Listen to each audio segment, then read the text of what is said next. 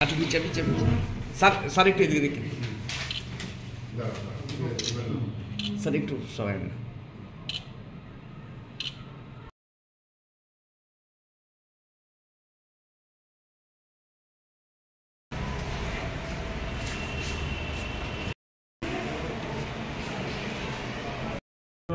আব্দুল করিম সুরেন্দ্র বর্মা দিবপ্পা।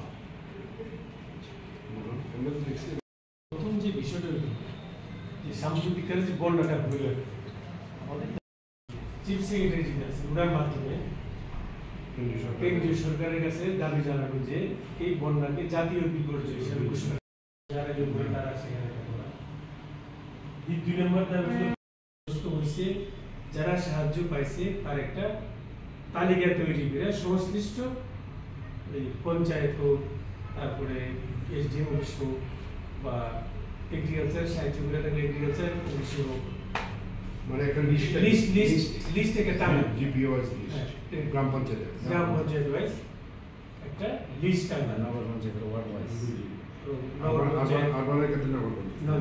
পঞ্চায়েত বা পৌরসভা এবং গণমুক্তি পরিষদ সিদ্ধান্ত নিয়েছিলাম যে বন্যাতে ক্ষতিগ্রস্তদের সাহায্যার্থে 9 দফা দাবি নিয়ে আমরা ডিএম অফিসে গণ ডেপুটেশন সংগঠিত করব। নির্দিষ্ট তারিখ আজকে ছিল। মৌখিকভাবে প্রশাসন আমাদেরকে তারিখও দিয়েছিলেন, সেইভাবে আমাদের প্রস্তুতি ছিল।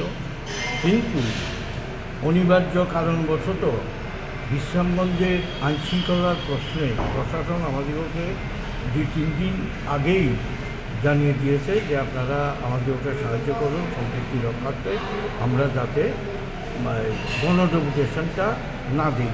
আমরা সিদ্ধান্ত নিয়েছি আমরা সম্প্রীতি রক্ষা করতে চাই, শান্তি রক্ষা করতে চাই, শৃঙ্খলা রক্ষা করতে চাই।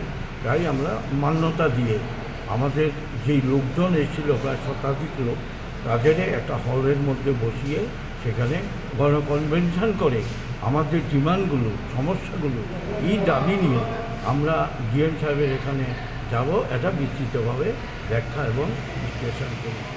ফিরে এসে তো আর ওনাদের আমরা পাবো না, ওনাদের পরবর্তী সময়তে বিভাগভিত্তিক আমাদের গণকনভেনশন করে ডিএম সাহেব কী বললেন, কী প্রতিশ্রুতি দিলেন এটা জানাবো। এই বলে আমরা আমাদের যেই 5 জনের প্রতিনিধি দল আমরা ডিএম সাহেবের এখানে আসি।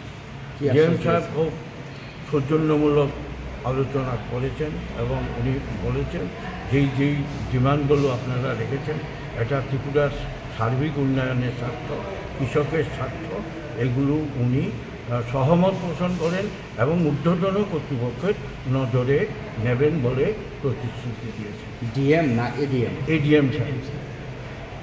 আপনারা কোন সংগঠনের তরফ থেকে? আমরা সারা ভারত কৃষক সভা, বিশাল উপজাতি গণমুক্তি পরিষদ, ডিস্ট্রিক্ট কমিটি।